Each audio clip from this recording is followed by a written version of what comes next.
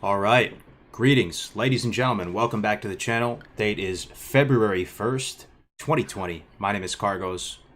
Hopefully the stream is not scuffed. Fingers crossed. Welcome back to Good Morning Azeroth, episode 41. I'm joined today by my esteemed friends and colleagues, of course, Defcamp, Melderon and Dunedain, the OG cast and crew. How you guys doing this week?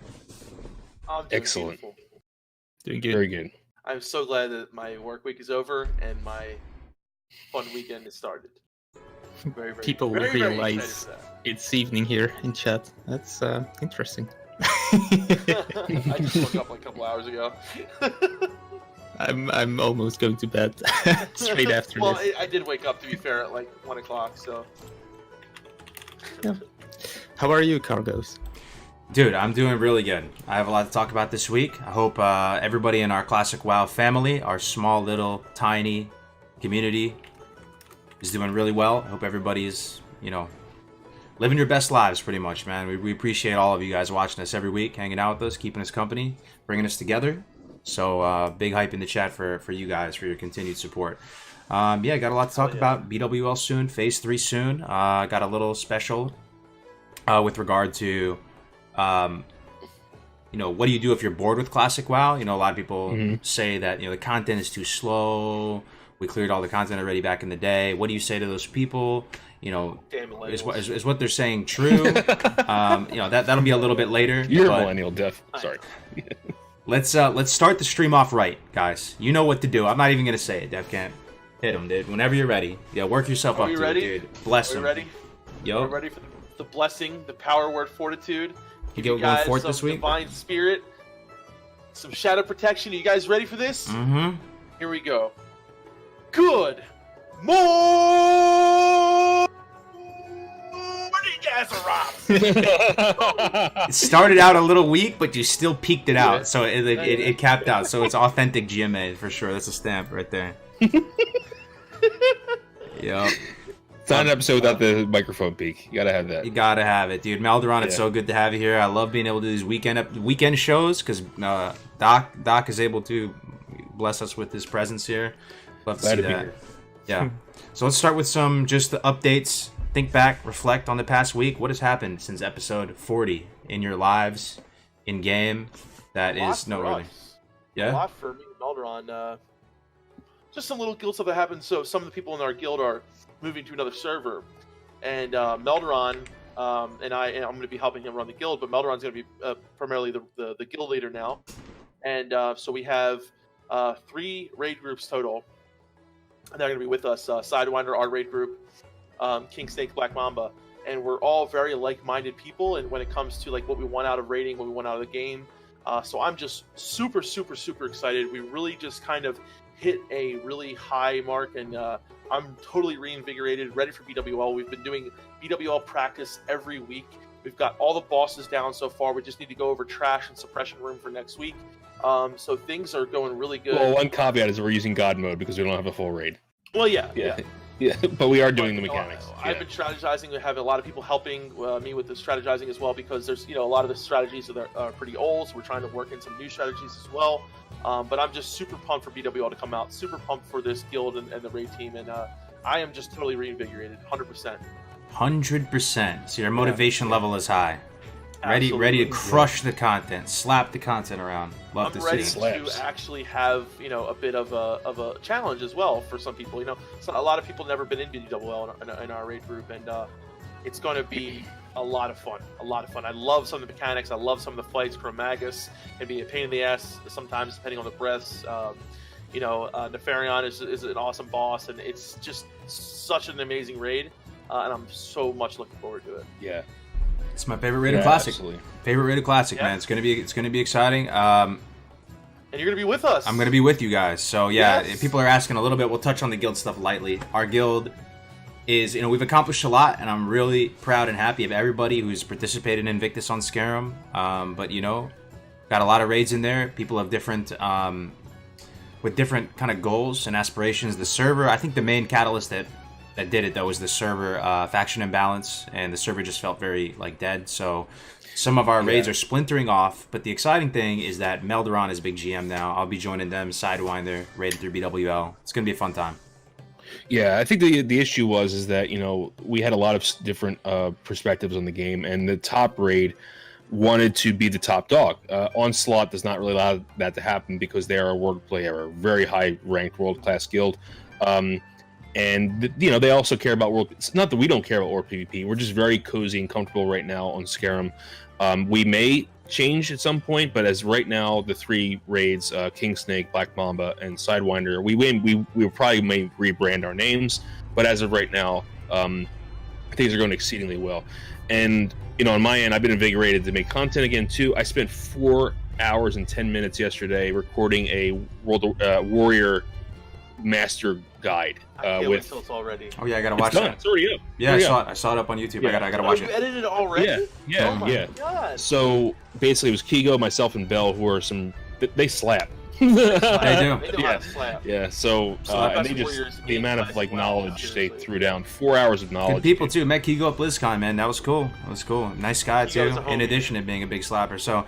I mean, dude, I'm excited to raid under Melderon's leadership. I think you're going to be a great GM. You're kind of hands off with your approach, which I think a lot of people just are looking for that respect and looking to play the game as they want. And you kind of give that to them. So I think I'm very optimistic for what the future holds.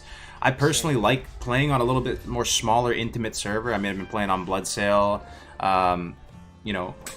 I like it a little bit. You're kind of a bigger fish in a smaller pond, more intimate community. You recognize the faces and stuff. It's not as savage. So hopefully everybody gets what they want, pretty much. The people that are looking for a more hardcore balance are able to go off and do that, and then we're able to do our thing too. So I cool. think Smaller servers are the best. So yeah, and I've had a really good experience over there too. But I'm excited. Like Melderon and I, we had a guild back in Wrath that Melderon ran, and I kind of helped out a bit, but. I think Melderon's a very fair guild master, and he delegates people in power to so that everything is always like real chill, very calm, no drama, and that's what I'm looking forward to. And we have so many like-minded people in the guild now that want pretty much the same thing that we want, and that I think is the most important thing. Yeah, and I told the other 2 raids, I was like, these are your raids. Like you run them how you want. Your guild bank is your own. We're not going to, pool, if you want to borrow resources, that's, of course, we can help each other and be neighbors and borrow and do stuff like that. But what I want to promote is just cross-raid fun. I want to, all the officers to kind of get to know each other. We were even thinking about doing a study abroad program. So this is Wolfgar's idea. So, every once in a while, when on farm status, you take in an officer from one raid and switch him with another. And so they can... Study abroad program. Yeah. I love it, though. Right? When Riker went over to the Klingon ship. Semester abroad. Yeah. Exactly. It's a raid abroad. That's hilarious, man. I love it. Great idea, man. It's a great idea. It's going to be exciting, man. Dunedain, how are things going with you, man, over on the European realms?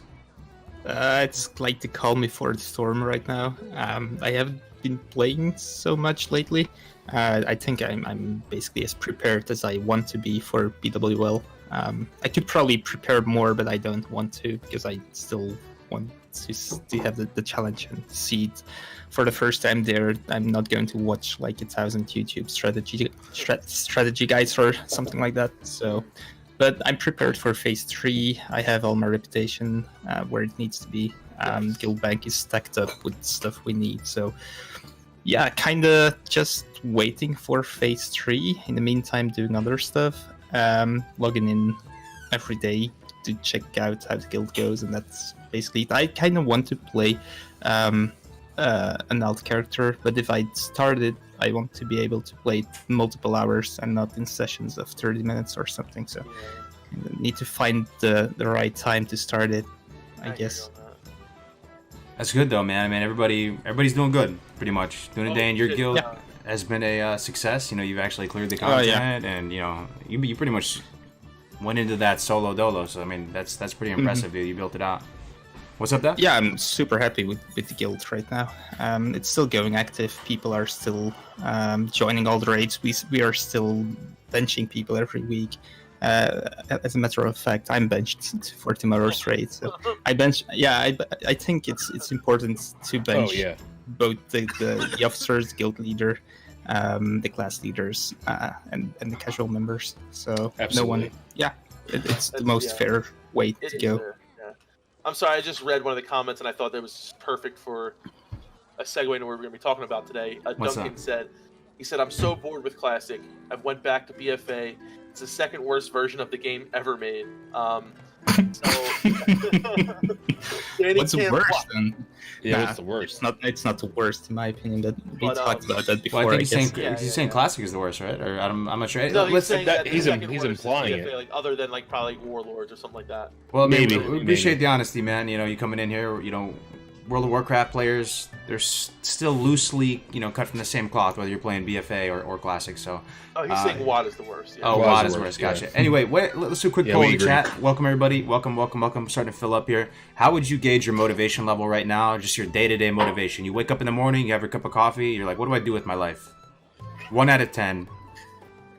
What is the motivation at to play Classic WoW? Mate, you talking to us? Oh, Sorry, you yeah, guys and the oh. chat, everybody. Let's Right just now, see. it's a 10 for We're me. one big family. I mean, Defcamp is over the roof right now. Love to see Oh, that. with everything that's been going on, it's definitely a 10 for me right now. Absolutely. Yeah. Yeah, well, because for us, it's not just playing; it's content creation too. So I think it's kind of high. It's higher on both ends. Yeah, for sure. Okay. For me personally, it's the first time I'm a little bit in a down period. I guess, but I'm still glad it's there to play whenever I can. So It's so funny, dude. This is one thing I'm noticing right now. Even within our own little GMA crew, there's usually 1 or 2 of us at any point in time who's not super into it. Like they're kind of like taking a step back. You know, you saw me there before, right? For a while, I was kind of in a slump, big slump. Now I'm motivated to make videos, and I'm like hard charged, and I got all these projects I'm working on. I'm excited. Dunedain, while we were kind of burnt out a little bit too, because Defcamp Melderon, you guys, I'm not trying to speak on your behalf, but you guys were a little bit burned or taking a few steps back. Dunedain was still hard charging during that point. That's just kind of the cyclical nature of Classic WoW and World of Warcraft in general, man. Gaming in general. You get super into it, you fall back a little bit, you get super into it. Yeah. And that's fine. I mean, you can't keep playing. Well, I guess you can keep playing it 24/7 every day of the week, but it's fine to take like small little breaks, which are not really breaks even. Just play a little less and then get hyped again after it.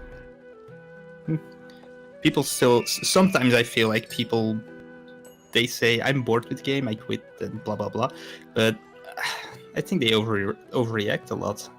You basically always come back after a few weeks or months. Just play it casually, man, and enjoy it. Yep. It's a hard bug to get rid of completely. Classic WoW, amazing game. It just draws you in. And I think for me, the ambience and the soundtrack is a large part of that. And right now, I don't know how it's coming across to you guys listening to the stream right now, but we have that comfy tavern music playing in the background. And I'll be super burned out with the game. It's happened to me recently, somewhat recently, and I loaded up a hamster wheel video, and he had the tavern music playing in the back. And as nerdy as that might be, as cringe as that might be, it definitely it rejuvenated me. I was like, man, this game is too good, man. This game is too good. I gotta play this game again. Yeah. And Something so small like that, right? yeah. Or sometimes for me, I play another game and I'm like, wow, this game is shit compared to Classic. And I'm like, and you know, I think a thing for me, and it's something that we'll talk about later, I'm sure, is like finding something that actually brings you back into the game, right? For me now, it's been like leveling my shaman, and also it's been this whole new guild reunification thing. Like, I'm just so pumped to be able to, share this experience with other people and people that are like-minded. So that whole thing has been reinvigorating for me, and I know from Melderon. But also, I think Kargoz, like, what you've been doing too, I think has helped us and has helped a lot of other people to just realize there's so many other things to do in game.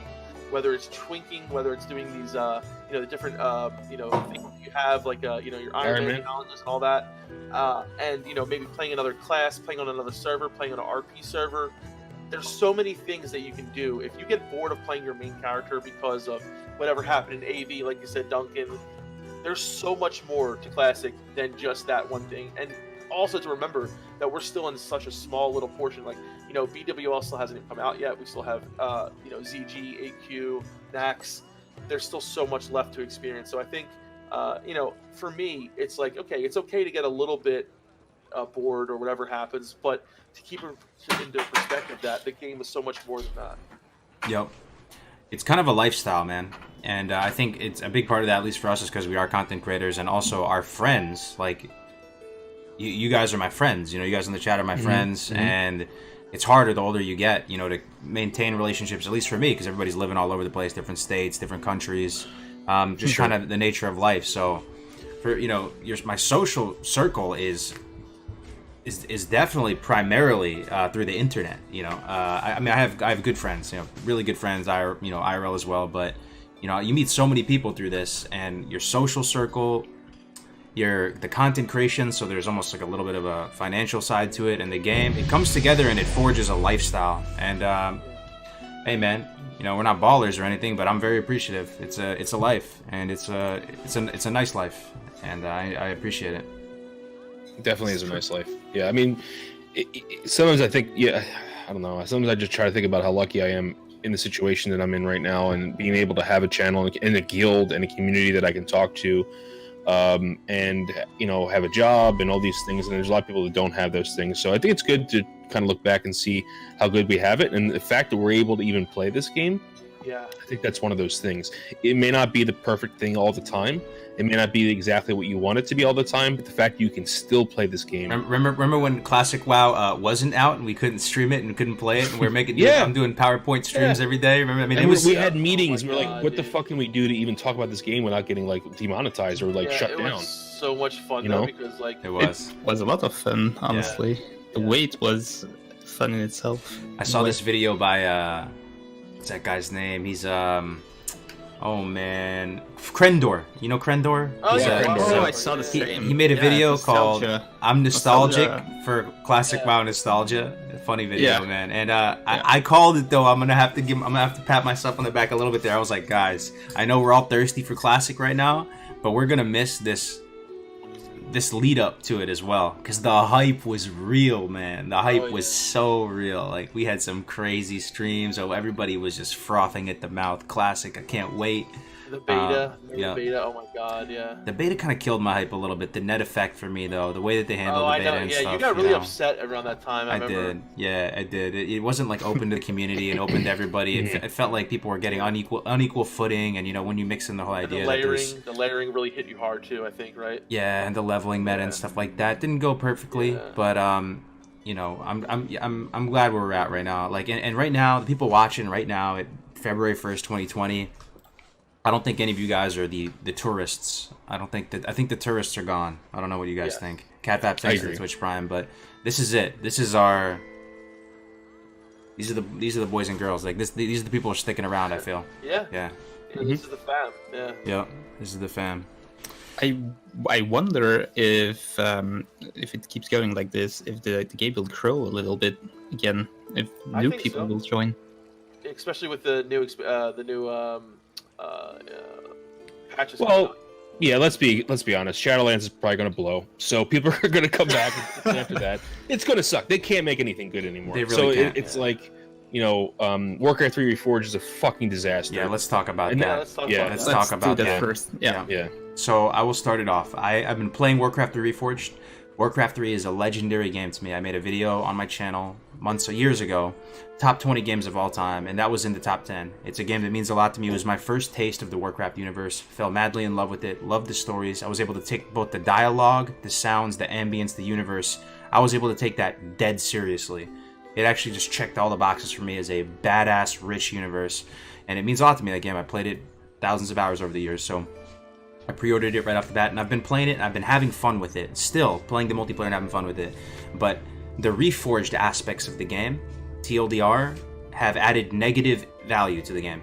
Other than a few things like making you able to play it in 1920 by 1080 with 4K and stuff, the ultimate TLDR is that it has made the game worse. And the people that were really diehard enthusiasts about the game and still playing it, doing tournaments, they are pissed, man. And can you explain how though, Kargoz? How is that? How they made it worse? Yeah. Lots of performance issues, bugs, frame rates. I think the models look very Heroes of the Storm and BFA. If you don't like the art direction in BFA and like kind of the sci-fi look of Heroes of the Storm and stuff, it's very much that art direction. But most people like the models. They enjoy the models. Now think about the game. It's an RTS with no custom keybind menu. Right there, that's crazy. The performance drops, FPS drops. Wait, you can't customize the keybinds because you used to be able to do it in Imagine playing WoW, Defcamp, where P is your shield or something, or S is your shield and you can't change it, you know? So... You can't. They used to be able to change it in Warcraft 3. Not right now. There's apparently some weird way. They tell you just in a little paragraph, hey, you can sort of attempt to change this by going into your files and creating a text document and saving it. I tried, didn't work. I tried. So, you know, it goes on and on. There's a lot of performance issues, and if you look at YouTube right now, you'll see tons of videos on the subject, Warcraft 3. People saying the internet is turning its back on Blizzard. Blizzard is, you know, dead. Blizzard getting so much heat right now. So much heat. People are basically saying what you said, Melderon. They can't make anything good anymore. You know, it's true. It's true. If I watched a lot of those videos. Sorry, Melderon. I watched your video, for example, Kargoz, and I'm really interested in Warcraft 3 because it's not a game that I played a lot back in the day, but I played a lot of RTS games, and I remember clearly when we played Age of Mythology. We played thousands of hours, multiple years, and people moved to Warcraft 3 at a certain point, and I was tempted, so I bought Warcraft 3. And the reason people moved from Age of Mythology, which was a Microsoft game from Ensemble Studios, I think it was, and they moved to Warcraft 3 was because it was a Blizzard game and it had the polish, and it was also an RTS, but it was better. It was a better polished game with a much better ranked online experience than Age of Mythology was. Even though I like the storyline and the setting of Age of Mythology, I like that more than I like Warcraft 3 as a setting. Still, I moved to Warcraft 3 and I tried it and I checked it out, and that's how I got into World of Warcraft eventually. So what we see nowadays is it's exactly the opposite thing. Now we have people saying that Microsoft is bringing out remastered versions of Age of Empires 2 and Age of Mythology and Age of Empires 3, and even Age of Empires 4 is coming. And they say, well, if you look at what Microsoft is doing, they're doing it good. They are polishing Age of Empires 2. It's a better game. They add things. Everyone likes it. Many people play it. And Blizzard is now doing exactly the opposite thing. They make it worse. See, the problem is that they didn't. Here's the problem, right? Is that there's two really huge issues. The first is you overpromised and underdelivered, right? That is the dumbest thing to do in business ever, right? Okay, so you told people they were going to have these amazing cinematics, 4 hours of cinematics. 4 hours. They cut them off. There's none. Okay? There's one redone cinematic. It's the first one, which is the first one you see, but it's not like, I mean, no, it is nice. It's touched up. It's nice, but the other ones, they did promise the cinematics, and the other ones they didn't do. I'm totally out of the loop with all this, and I'm also so upset right now. Okay, do you guys remember when they unlisted the BFA cinematic? One's in the chat if you know what I'm talking about. There's a BFA cinematic. I don't even play that game, but I saw all that. You know, they had like the Blade Prince looking guy with the perm. He had the red eyes. There was like a 10-second clip. Everybody got pissed. Rathion, Rathion. So honestly, it felt like that. It felt like they unlisted the game. Okay, because they took all this pre-order money, and I pre-ordered it over a year ago, BlizzCon 2018. I was so hyped, I immediately pre-ordered it. I'm probably not going to do that anymore. And then, you know, they overpromised it, said they're going to give you these cinematics and all these things, and then didn't actually deliver on any of that stuff, and kind of stealth launched it, dude. I didn't even know it came out till somebody just messaged me and was like, you know that game is out. What really pisses me off, Kargoz, is the fact that now that it's so fucked up, we can't even go back and play the original Warcraft 3. It's gone. Isn't that true? I heard it's off the launcher. You can't access. Okay, the old servers and the old functionality you cannot access, but you can play with the old models. And personally, I don't know. I mean, I think that they will get this game. Well, you can use the old model, so it's going to still feel like the old game. I believe that Blizzard will add the functionality, but only after getting screamed at and creating one of the worst.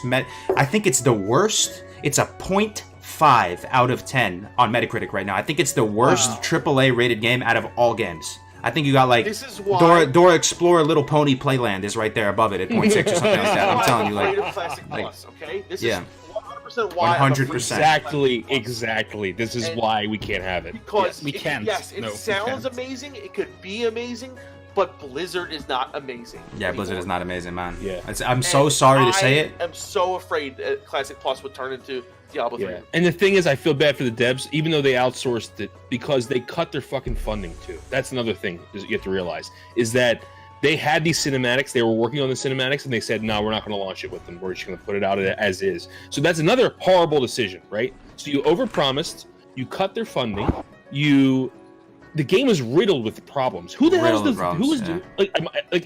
you know, I'm not a game developer. It's like they hired me and were like, we need you to develop Warcraft 3. You know what I mean? Like, And it was supposed to come out before last year, right? So they probably rushed it out because they're thinking, oh, we got to get it out now. Dude, it's way over delayed. They basically unlisted the game and pushed it out so they could technically satisfy the pre-order requirements. Let me ask you guys something, though. Yeah. This is a very real question. Try to think about this. Is there a chance that Blizzard is broke right now? I mean, no. I mean, in my mind, they have money. Yeah. So, some big brain finance people, please digest this information, process it through your large mind, and spit out some feedback here, because it's one of the biggest gaming companies. They're $1 billion plus multi-billion dollar company, right? One of the biggest gaming companies in the world. They said in Q4 2019 they had their most, I think their highest increase in revenue of all time. So I'm saying they have the money to do it, right? Am I tripping right now, or they have the money? No, they have the money, dude. They, not only what retail, just think about what retail WoW makes off of all the bullshit people that buy off, and then think about all the money that they're making off of Classic with all the people transferring right now too. Just alone. Yeah, that's a huge other issue we have to talk about with the fucking inbound servers. So sorry, I'm getting angry, but it's just like Warcraft 3 is probably one of the best games ever made. Okay. Yes. And you just shat all over it. Like you just shat all over it. This is the way. I don't even know how I could play the original version anymore. So I don't even know. Imagine this, Melderon. You can, but only offline. Imagine some of your videos. This is not going to be a perfect parallel, right? But imagine some of the treasured assets and videos you made, right? Yeah, I think back on myself. Maybe my How to Pick a Class guide has 1.3 million views on it. I cringe at it when I look at it. But I mean, some videos you really care about, something that you created yourself. It's like you nurtured it, you made it, and you're known for it. It's part of your reputation, and it makes you have a higher esteem in the community. Dude, all those type of things. This is your portfolio of art, of content. If you're hit by a bus tomorrow, this is going to be what the world potentially remembers you by, right? So in my mind, Warcraft 3, original vanilla WoW, these are like the legendary storied games that made Blizzard so popular and brought it into where it is today. So it's like your infant child. So if you're going to redo your infant child, or you know, handle it with care, right? Like put extra money in it, like lose money on it if you have to. Like go take it. Outsource it. Exactly. Don't. That's what I'm saying. I mean, the outsourcing doesn't bother people because more than I thought that would bother people more, right? Because they outsourced certain aspects of the game. People say the models. It could have been other stuff too. To this studio called Lemon Sky Studios. You can look it up right now. The portfolio is there for them, right? And apparently this is standard practice in the games industry. Has lemon in there. Like you bought a lemon, dude. If it's your baby, you created a universe, you're gonna hand it off to like a Malaysian game development studio to go make the models for it. I would be so micromanaging over it, like, you know, trying to take care of it. You know what I'm saying? Like that shocks me that they did that. Yeah. So Alexander brought up a good point. I'll tell you what. If Diablo's bad, if Diablo 4 is bad, I'll never buy another fucking Blizzard title in my life, except for TBC, like classic stuff. I'll never. Yeah, they are lucky that we have classic and TBC. Honestly, that's all they have. That's the only feat they have to stand on right now. It's classic, and people bitch about it because it doesn't have enough content. It's a 15-year-old game. Yeah. Not to mention we're still only doing like one of the 2 fucking raids. Like relax. Yeah, you know, on the Warcraft 3 thing, I was typing a comment on Kargoz video this morning, and while I was doing that, I noticed how pissed I got when I was typing it, and I kept on typing it. And actually, the thing is, I don't understand. Wait, let me restart. First of all, you have the false false advertising they did, and I mean, okay, that's something I can accept in a way, even though it's not nice and not fair and all that kind of stuff. But the big thing, in my opinion, is that the game is just totally bugged. If you watched multiple streams, you see that if you click on multiplayer, the game usually doesn't even launch a multiplayer game, so you have to Alt F4 out of the game, restart it, and then try again. And there are multiple things like that. You have to restart it. Bugged. You have to restart it. No joke, per hour, like five times per hour. That's a lot of times. So many things break when at Defcamp. You have a 50-50 shot when you press find matchmaking for versus match of it just totally freezing up on you and not finding you a guy and putting you perpetually in the queue, debating you because the eyeball is still spinning. So you're like, all right, am I in the queue right now? Is there really nobody playing? No, you're just like bugged out. So that's one thing about it. That's insane. That's insane, man. It's Blizzard, man. It's the company who. They are proud of making the best, the most polished games, and they can't even make a button I want to ask you guys. And you guys are telling me that they're not broke, right? There's no chance that they're broke. And here's the thing. I want to ask you guys because a lot of games come out with some bugs, right? But is it so bad in Warcraft 3 that it's like, because like a lot of games always come out. There's like a good amount of bugs, and then time goes by and they fix it. This is why it has the lowest. Happening to Warcraft 3. Yeah, this is why it has the lowest Metacritic score out of any AAA title, Defcamp. Not only did they do like a unprecedentedly bad job of debating everybody and making a shit remaster, they also destroyed. Well, people would say destroyed. I think it's a little bit over dramatic. Honestly, I'm gonna take a step back. I don't think they destroyed it, but people say they destroyed an actually good functioning game with tons of functionality and features in the process of making this shit remaster. That's what they're saying. And here's the thing, with versus in Warcraft 3, Defcamp, there's no matchmaking, there's no elo, there's no ladder, there's no you can do nothing else but queue against people. What the fuck is that, man?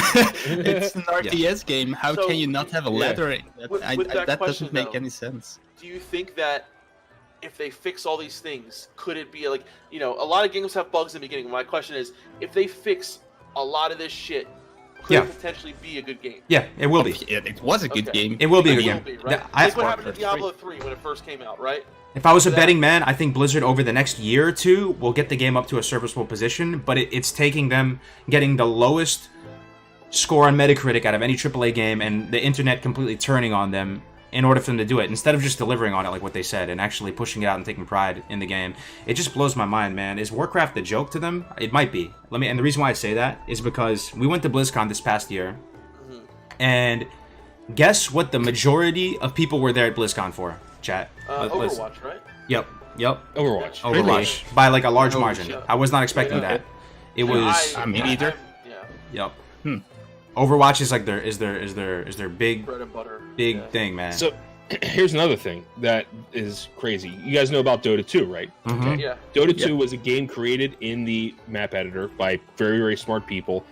So Blizz, make sure that never happened again, put a clause. Anything you create inside Warcraft 3 is their intellectual property. Mhm. So, which is, I understand their point, but at the same time, like, would it never happen? Well, here's the worst part about it, Melderon. They would have had Dota. That's their argument. But They would have had Dota. So they're stifling creativity. No one's going to create things in that That's what I environment. mean. But here's the That's thing, right? Yeah. I kind of understand. If I'm in Blizzard's shoes, okay, we're not going to allow someone to go monetize some amazing custom map and use our assets and stuff. I kind of see their perspective, but here's the other thing that was a little more disturbing.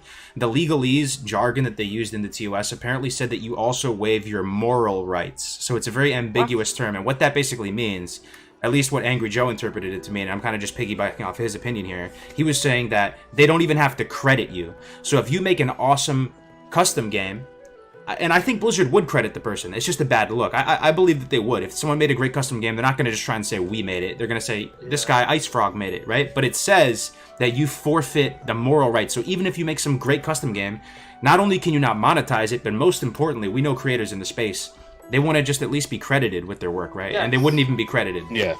Mm-hmm.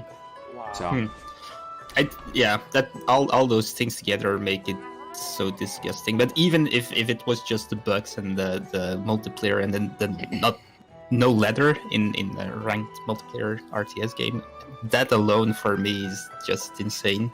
And then on top of that, you have the false advertisement and that custom map thing and all that stuff. So it's not just a little fail. It's like a major fail.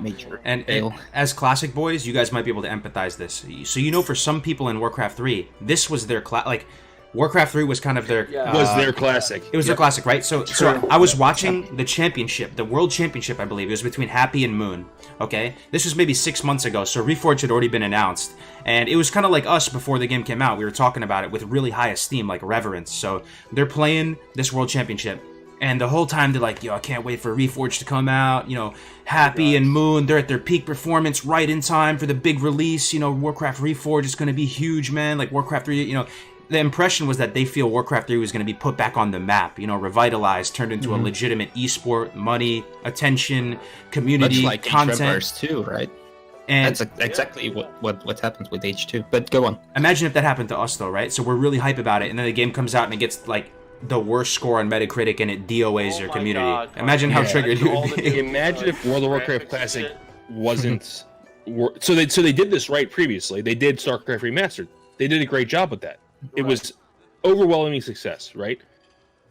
Yeah. Imagine if, like Kargoz said, if they did Warcraft 3 with WoW Classic, people would have fucking. This is why people would have rioted. People would have rioted. Exactly. This is I why would've so many rioted. people were so pent up and so wanted to make sure that Classic was the game that it could be, because this could have happened, right? Mm-hmm.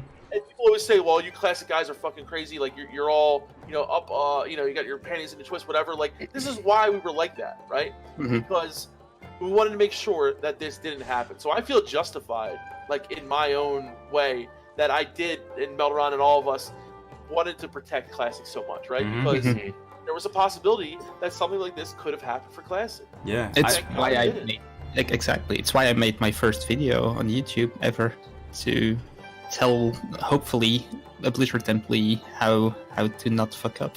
So You I can't hope trust it them helped a with little. Yeah. People know that there's some changes in Classic WoW as it currently stands, right? But the fact that that most people were so overwhelmingly no changes about it, and almost like to the border of extremism on that front, it probably reduced the number of changes, I would imagine. So like we have less changes than we possibly could have had. So hopefully that had some kind of impact. Everybody. Oh, the coming no changes together.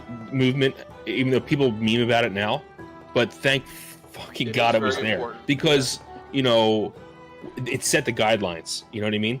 And that's kind of why no changes was so important. And of course, the game is not in that position now. But what would have been if it wasn't for no changes is the question. There's changes in Warcraft 3, right? I mean, they actually said that they're going to make changes and try and balance it so it's like StarCraft. I don't know how the Warcraft 3 community felt about that. Maybe they were fine with it, because you can always kind of like tweak it again. It's not like World of Warcraft; it's different, maybe they weren't super against that. But I do know some people who play Warcraft 3 were saying no changes. So Blizzard was going to make changes. It still plans to make changes to Warcraft 3 to like balance it out a little bit more and stuff. I think that's RTS, and you kind of have to go with the changing balance, because people find strategies, abuse it, and otherwise everyone ends up playing the same race.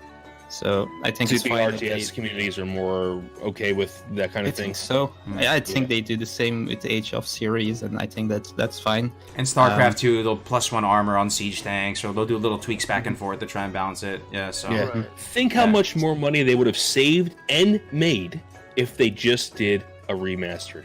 Yeah. Think about that. They would have made so much more money, because they would have saved money. You charge $15-20 for Warcraft 3 remastered, right? It's just 4K, has better graphics, maybe add a cutscene here and there. That would have been cool for the cinematics. And you would have saved so much cash and made so much more money, because you will be selling copies instead of giving people back their money or getting a 0.6 on fucking Metacritic, right? 0.5 now, dude. Crix, thank you for the 20, dude. Thank That's you, very Crix. nice of you, man. Crix, new What's up, Chris? YouTuber, Thank you so much, brother. new streamer. If you want to check out his streaming content, he's making videos now. He's a big friend of the channel, big slapper, Awesome big video. brain warlock. And I checked that out. Good job on your first He video. man. That was slaps. awesome, Congrats, yeah. man. Yeah, he does. He Yeah. does. We'd love to see you in here, Crix, man. Appreciate it, dude. So here's what's going to happen. I think there will be private servers for Warcraft 3, and I think they will pop up soon. I think so. Yeah. They will. Yeah. If there's no ladder system, why would you keep on playing Reforged? So guys, just play on private servers. Yeah. I think so. Don't say that. Yeah. No, why not? Why not? I know. I just say it. It's all good. Whatever happens, happens, man. But Blizzard could pull the plug on us at any point, right? You guys know that on YouTube, right? Blizzard, Yeah, they could that's true. just strike me tonight, and it would be over, and it'd be whatever. I'd go play something else, I guess. But But we talk about this because we care about it so much. yeah, we do. right? We're just It's trying to not be like, honest, Yeah. Yeah, we're just trying to be honest, and if that's what's honestly on your mind, say what's on your mind. We're trying to keep it 100 with you guys, okay. So Warcraft 3 kind of in a disastrous state, and I don't understand why. Under promise, over deliver. You guys get the message, right? There's a lot of outrage with that. So let's move on to community news and game updates. Okay, news in the classic WoW community and game updates. Does anything come to mind, or are we in a dry spell right now this week? Well, I think we're just all waiting for BWL. I mean, that's kind of the we're all in a little bit of an anticipation right now, and I know people are. But honestly, this is the best time to farm. Get your consumes, get your gold up, because we might get our poop pushed in for the first couple weeks, so we should get prepared. Mm-hmm. So yeah, I guess that's the main thing. Phase 3 in 11 days. It's really around the corner, guys. Yeah, dude, it is. BWL, the Sunken Temple quest. I'm pretty excited for those level 50 quests. Those gonna be sweet. Dark Moon Fair, right? Is another thing too. Yeah, Dark Moon Fair. Yep. I'm really thankful that my community made me make a guide about that, because I was not, really knowing if that was a thing. But it was really fun to learn about the Dark Moon Fair, because honestly, I didn't really know a lot about it. So, and the healing trinket, I think is going to be pretty. It's going to be pretty nice thing to have. Oh yeah, absolutely. That totem for you. There's actually all the trinkets seem pretty damn good. And some of these trinkets are even good in the TBC, like the Hunter trinket.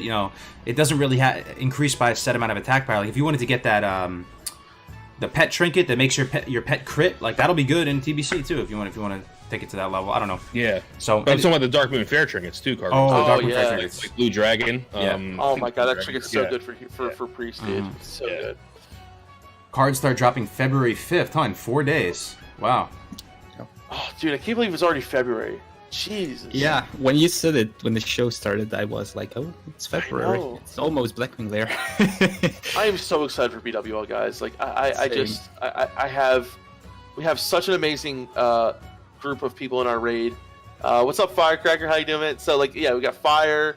He's good. I'm just so excited. I like to talk about the strats, and I love everything that's going to be happening. I'm like totally reinvigorated with this game. But I also wanted to say, like, I think for anyone out there who, and we were talking about this a couple weeks ago, like people are like, I'm bored of the game, I'm going to quit, like blah blah blah blah. To only have done, MC and Ani, like BWL for a lot of people is like the classic raid. You know what I mean? And you're just totally screwing yourself if you're going to think about quitting before that. So, and this is the thing with classic WoW, right? It has its up and downs. And this is the thing with WoW in general, right? There's always those times of low content going out there, of like not that much going on, and that's when you have to, try to become a little bit more, try to figure things out on your own, like do stuff like Kargoz is doing with the twinking, with the Ironman challenges and stuff like that. That's when you have to kind of do stuff and that's more creative. You know what I'm saying? Absolutely. I like these little lulls in the content too. Personally, it's kind of a personal thing, but because I don't feel the pressure to keep up with the Joneses, I feel like I'm more free. I can do whatever I want in the game, do Iron Man, do twink stuff, and when BWL comes out, it's going to be really fun. But there's also going to be like a kind of anxiety. I don't know why. It's like my min-maxer inside that I'm just thinking to myself, oh, I gotta go. Like, I gotta. It can be tedious for me. But let me ask you guys something. What about BWL is so cool to you? Like, what about it? Is it the gear? Is it the fights? It's a more polished raid, number one. I think Blizzard did a much better job with BWL. The fights, the mechanics are a step up, and I feel like your guild has to move as a unit more in BWL than MC. What I like about it, when I played it in vanilla, or when I played WoW in vanilla, and we were still starting with Molten Core, people were clearing, or probably not clearing, but trying to clear BWL, and I asked someone, what is that BWL thing? And then he said to me, it's even a harder raid than Molten Core is. For me, Molten Core was also was already really, really hard the first time I entered it. So, and then the first time I came into Blackwing Lair, you step in there, and the first thing you see is that room with the first boss already. So there's not as much, there's no trash at all to start before the first two bosses. So that was something I really liked, and the layout is cool. The boss is there. It's really, really hard, and we had to do that kite strategy, which with was the Dragon was a huge disaster for a couple of weeks. Especially if a hunter dies or so it was an entirely different thing. It's just amazing to me. Yeah, and that's the thing too. I feel like as your classes, like each class feels, I feel like so important in BWL. Each class has its own thing. Like you have rogues with suppression room, and then you have your class calls on Neff, right? But the thing that I think really makes BWL awesome for me is of course the mechanics. I love the mechanics. I love Vale. Vale's one of the most just awesome friggin' fights. And I also like the fact that on some bosses, like it changes every week, right? So Chromagus, like his breath is going to be different from last week than it is this week. I like the fact that on Neff you have the different guards, the different colored dragons every week, stuff like that. It's and I think that's the first time that that ever happened in WoW, like where they have you go into a different lockout and it changes, where it's that was just so cool to see that. But for me, I feel like each class feels, especially as a priest or I'm sure as a shaman, like you feel a little bit more like you're not just there to heal or whatever. You have important jobs that you have to do, even more so than Molten Core, right? So I feel like each class gets their own time to shine. It's probably also the first time everyone felt really badass being in a raid. Yeah. And not to forget the gear sets, dude. The gear sets, okay? Exactly. Yeah. If people saw you in their friend list and it was tagged with Blackwing Lair, that's kind of like a badass, right? The thing is too, I think, Yeah. Is it? Do you think most people cleared MC back in the day, right? But I think a lot of drop off happened with BWL, man. Anybody Yes. this is going to be the first kind of new content for a lot of people that didn't play private servers. Or if you rated BW back in real vanilla, you were kind of a god gamer. Like people thought you were people thought you were legit, man. I don't know. So that's gonna be pretty cool. For me, thematically, Assault on Blackwing Lair. It just sounds freaking cool. And as Skarm says, the PV big brains are dragon slayers. I love that. Just that OG D&D feel, killing the dragon. You're a bunch of heroes, or not even. You're just a bunch of adventurers slaying the dragon in a big, scary, black mountain. Well, the lore is cool too for BWL. The fact that you have Nefarion and with the orcs, the Dark Horde, and them working together, and it's just a really cool lore. Nefarion's a badass, and it's just like I always love when you do Ubers and you see Nefarion just kind of chilling there at the arena, and then you get to fight him in Black Level and BWL. I think Kargoz hit the nail on the head with the fantasy mainstays, right? So you like an Oni. I mean, MC's fine, but I think the problem with it just looks so poorly done. When you go into Oni's lair, you're going into a dragon's lair to kill that dragon. Like, I don't know how more fantasy you can get. Now it's like a step up where you're going into like the dragon's base or whatever, and you're killing this giant dragon at the end. And it's just so classic, And then and then if you compare that to now, Kargoz in BFA, you're going into space and killing space demons. I'm saying. Going inside of a monster's butthole. That's what I'm saying, man. Tentacles everywhere, killing some old. The old god thing I can kind of get into, but killing some. If there's one good thing in BFA, it's probably the raid. So, but I kind of agree with you, Melderon. Not entirely. I prefer dragons over everything else if it comes to raids. It's so classical, just fantasy. It is. It's the best, man. Like getting swords and shields and bows and armor and killing goblins, dragons. This is the classic, juiciest sort of fantasy in my mind. You get such amazing gear. Like some of the gear in BWO is just so like ass candy, dude. Ass candy. That one mace too. What is it called? It's got the crazy name. It's got a pretentious name. It has a ton of was it healing on it? Defcamp knows what I'm talking about, probably. I have my staff, so that's going to Melderon. It's a mace. It's called Lock. And the shield, dude. The shield you guys get is so awesome. Hold on, what is it called? It's got a crazy name. Rockamentus, you said? Lockramir, Ilromanthus. Yeah. What is going on with that name? That's crazy. I'm searching it up now. Lockamir Ilromanthus, What an 84 damage and healing on it. It's crazy. Damage and healing. Damage and healing. 84 though? That's insane, that's gonna be. Man. And then you get the shield too. You get the shield. What the hell's the shield called again, guys? Cardor, right? Dragon. No. The dragon shield. But that shield is not better than the AV offhand, is it? Then the later shamans it is. I mean, if you for shamans probably. Yeah, for paladins it isn't, I don't think. But the mace definitely is best. Red Dragon Scale Protector. That's it. Yep. Gives 37 healing. So it's not as much. 6 stamina, 6 spirit. but it also has Yeah, like but the 3,000 armor. Yeah, but that 17 int, dude, is huge, man. Yeah, I'm sorry. that's Like, a lot of it's a little less healing power, but 17 inches are huge. So what does Lay have? Like 40 something? Lay has no stats on it. Right, but it has It's like 40. like how much 53. 53. Oh, okay. Look at Loka Mir though, Defcamp 84. Imagine you put plus 55 healing on it. You have a staff with 140 healing. I mean, a mace with 140 healing on it. You're saying the staff is better? I don't know about the priest itemization that well. Is the staff better than that? Well, the thing is that we have the staff, so that goes priority to other healers. You know what I mean? Yeah, I see. Yeah.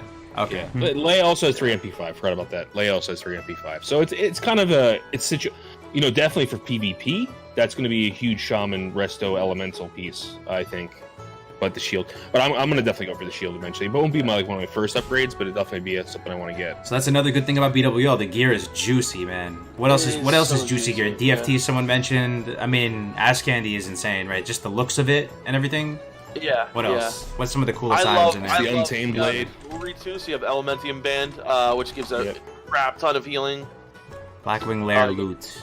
Your boots The Untamed Blade looks so amazing, dude. I think the Untamed Blade looks better than Ass Candy. In my opinion. Probably the most important thing, the tier sets are, in my opinion, the best tier sets ever made in the entirety of World of Warcraft. So being able to complete that tier 2 set looking like, imagine with your full judgment Dunedain, I know you're gonna RP in that shit, right? Yeah. Sure. And then the trinkets from BWL are amazing too. That's one of the dopest things about playing a Prot Pally. If you want to go that route, you can meme on it all you want. Apparently, the best armor you wear is tier 2. As a paladin, you actually fulfill your destiny of being like a holy crusader with a bunch of stats on it. Apparently for paladin, if that's still a thing, I think it might be. It's also best in slot gear, the tier 2 set. For holy, it definitely isn't. So I will probably get it like after the red and this paladin in our guild. We have a paladin in the guild, so I want to see if it works. Well, you have a Paladin, you said? Yeah, it's a He's going to try and gear up as a Paladin and use tier 2 for that because it has the right mix of stats. It has strength, it has spell power, it has intellect, basically everything you need. So it should be best in slot for that. The items just look so epic. The names of it, they stepped up. The names. Like they start giving them first and last names. Rakamir, Romantic, or whatever. And then we have Adrathul. Where's my hunters at? Adrathul, big slapper crossbow. That thing is insane. So the other thing, Kargoz, is like the set bonuses, right? So like priests get the tier 2 another 30%. They get another 15% mana regeneration while casting, equal up to 30. I know shamans get some awesome tier. Like the tier bonuses are so good in BWL. But for me, the trinkets too. Which one? You have so for casters you have Neltharian's tier, which gives, I think it's like 44 damage and healing, 2% chance hit. What's the one for DPS? Drake. What's Drake Fang Talisman, right? Like it's almost 60 attack power, 2% chance to hit, 1% to dodge, so it's really good for tanks too. And then you got your pure Elementium Band. You got what's the name? The ring from what the hell's it called? The really good ring. Elementium Band. No. I'm thinking of Trinket. I'm sorry, Trinket. Oh, Trinket. Yeah, but you have so much good shit, dude. Like the Trinket, the healing trinket that gives like 60 something healing and like MP5. Mm-hmm. But that Neltarian's gear thing, that's the thing with spell hits on it, isn't it? Yeah, it is. Yeah. Oh yeah. Yep. Oh, I'm sorry, rejuvenating gem, 66 healing and 9 MP5, dude. Looking at all the items, so you guys can pull it up if you Google Blackwing Lair loot. They put so much nice flavor text on these items too. Oh yeah. The flavor text, like for a pure Elementium Band, think about the name of it, pure Elementium Band, and then the flavor text is flawless, indestructible. You cannot comprehend the craftsmanship involved with the creation of this ring. Like that's just cool, man. Neltharian's Tears got some cool stuff. Basically, the gear just looks like it's getting stepped up across the board. It looks good. It's powerful. Love to see it. The tier sets are amazing. Yeah. Yeah. That's one thing we had in Classic, which I can't remember from future expansions. I know so many items by name, or at least I remember the name if someone says the name, and I don't have that with any other expansion. Is that because I agree. items? I don't know. Maybe because they were better designed. have no clue actually. Did you look at the Untamed Blade, Kargoz? Let me see. Untamed Blade. Oh my god, so good. Untamed Blade. Let me see what it looks like. I'm a looks guy. I want to see what it look. Let me see. Untamed Blade. Oh, this one. Oh yeah. This looks amazing. Oh yeah. Yeah. Yeah. Look at that. Huge. That looks like it slaps really hard. I think that would go super well with the tier 2 Paladin set. Definitely, man. Definitely. Yeah, it looks really good. So, my guy in the chat said my guild is going to start using DKP for tier gear and BWL, whereas before we only did DKP for prio pieces. So, piggybacking off what he's saying, we just went through a whole part of the game using DKP, using the Invictus DKP system. And Dunedain, I don't know what loot system you're using, but how do you use DKP? You do. So how do you guys, reflecting on the past weeks, how do you think the DKP has worked out? Have you enjoyed the system, or? We made some I think it's the best modifications. way to do it for when you have a 40-man raid group, and with the DKP system.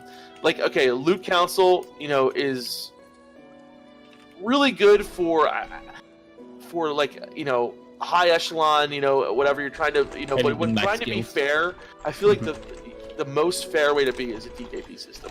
Like, I don't want to have people funneling people gear just because you're a big time streamer, like it happens with those other guys. Like everyone funnels them gear, and it's just not fair, man. And it makes people want to come more, right? So you have DKP, that every week, if I don't come, I'm not getting DKP, right? So I think it also promotes people to want to come and play more as well. There are multiple of hybrid things you can do too, but the main reason I like the DKP was nostalgia, to be totally fair, but because we used it back in the day. But also I think the DKP thing, as we used it, I always try to not go with a priority list. Because some people have DKP systems, but then certain items fall out of it and they have some kind of priority rules.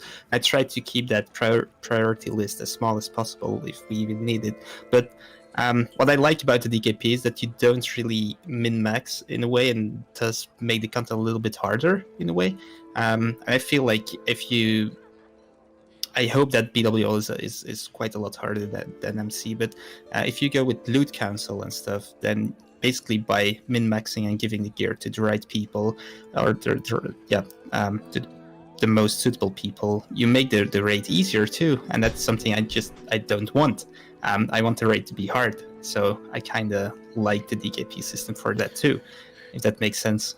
Yeah, we made some modifications, Kargoz. So basically, there are pieces that are getting sharded that I think shouldn't have been sharded because people are afraid to spend DKP. So as we get into farm status, we kind of are like, okay, tier 1 challenge pieces are free because the more tier 1 we have, the better we have.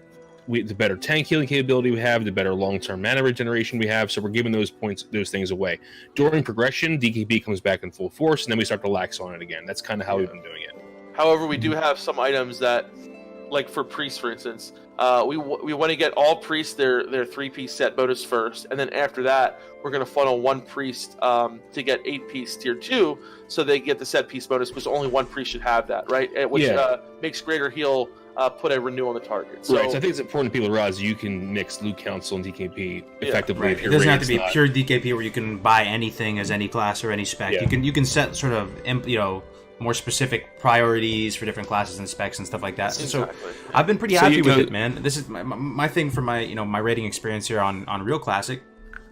Yeah, there's issues with DKP. Stuff gets sharded. People don't want to roll on stuff.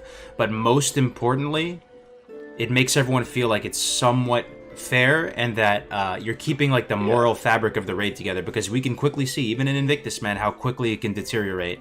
People little insurrection happens and it just goes south so quick. If someone takes a piece of gear, like, I'm going to take this because I'm the best healer, whatever. Like, whole world of drama on your doorstep, man. When you can just kind of blame it on the spreadsheet and be like, look, it's out there. This is white paper with the gear, man. Go take it up. If you have problems with that, but. I feel like the sharding problem isn't even that big. It's not. As long as you hand out enough DKP, people will bid the smallest possible amount for items that they don't really want but kind of want.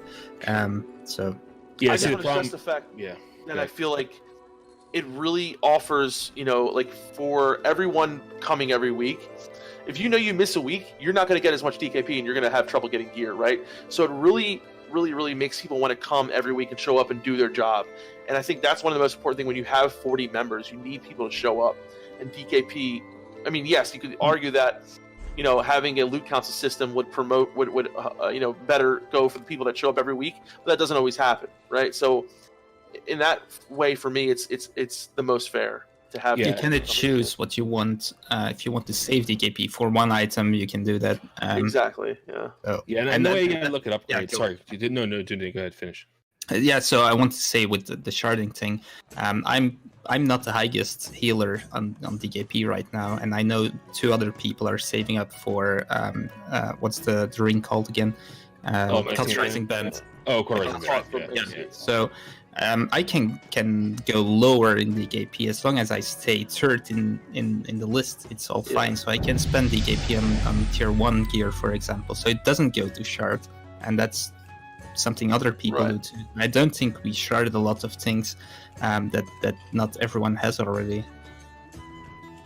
Yeah, that was what I wanted to say, actually. Yeah, no, it's really good. And I think, you know, at some point we have to consider when Nexus crystals come out in the game, sharding might be a good thing, you know. So it's for the guild banks. It's another thing to think about. But so when gearing in a progression raid, you have to really consider, you know, anybody getting an upgrade is an upgrade for the raid, you know. And I think that the more, you know, when you get those pieces, it has a guild-wide, raid-wide effect. You know what I mean? So you'll get your, you know, you'll get geared. We'll be in BWL for a while, and I feel like, you know, just like it'll happen. You know? keep showing up the raid, you're gonna get gear. Exactly. And then when we're doing with the shamans, like Defcamp's doing with the priests, is that we have tank healing dedicated shaman, and then we're gonna funnel we're gonna make sure the other raid healing shamans like myself get 3-piece tier 2 first. Yeah. So if the tier 2 piece drops in BWL, one of us will get the first one, and then when the second one drops, no one else is going to get it. You know, the person who just got one won't put bid for it. You know, so you can be strategic and still use DKP. Right. Mm-hmm. So you guys have a kind of big priority list, or? Yeah, we have a big. Yeah. Big. It's one of my things, I guess. I don't want a big priority list. So what we do is just main spec over off spec, but main spec also means it has to be the PvE spec, so you can't use PvP gear as main spec, even if it is your main spec, right? So it's always main spec over off spec, and then certain items we have a priority list for. Usually it's hunter items, or non-hunter items, actually. Items that rogues and warriors can use, and hunters actually can use too. And then we discuss, can hunters roll on them, or bid on them, or hunters roll on everything. Yeah, so that's the only kind of priority we have. And then certain items to certain classes, but that's probably 1 or 2 items. Let's be honest here, dude. Hunters scale really well with gear, dude. They're the strongest class in the game. With big pumpers and knacks. So just give us all the gear, man. Just give us everything.